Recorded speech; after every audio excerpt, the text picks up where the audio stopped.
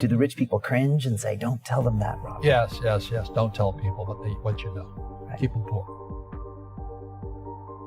My father was the head of education, PhD, all that stuff. I go home and ask him, said, why don't we learn about money in school? And he looked at me and says, because the government doesn't let us teach that subject. The government tells us what we can teach and what we can't teach. And I thought that was strange. And I said, but aren't we going to school to learn about money? He says, no, your job is to get a job. I said, but you get a job to earn money. He goes, no, you're supposed to just get a job. I went, no. Isn't the purpose of a job to earn money? He goes, you're correct.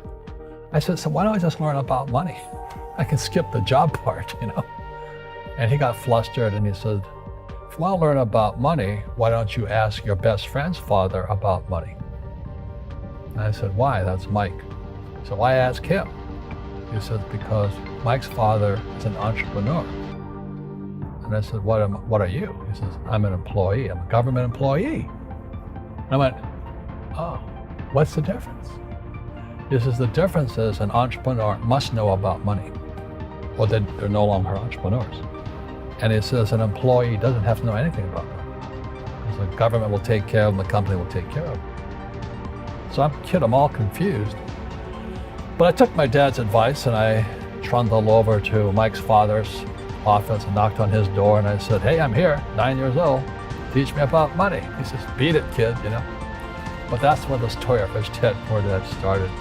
And finally through persistence, my rich dad started teaching me about money on one condition. And that condition was he would never pay me. He says, the moment I pay you, you think like an employee. He says, that's the trap. Entrepreneurs work for free. And now I'm 9 years old, my head's going cracking in half. He says, you never want a paycheck. Understand that, kid? I said, okay, I got it. And he says, well, how do I make money? He says, that's what entrepreneurs figure out. It's like, so how do I learn about money? So he would just break out a Monopoly game board. So I would work for free, I'd pick up cigarette butts, and he had hotels and restaurants, and I would clean and do menial tasks. And as I got older, I started getting into office work and marketing and accounting, and I was an apprentice basically, but I always worked for free. And he would teach me about money. But the way he taught me about money was playing Monopoly. And I finally one day I got upset. I said, well, when are you going to teach me about money? He says, what do you think we're doing? We're playing Monopoly. He goes, no. What do you think we're doing?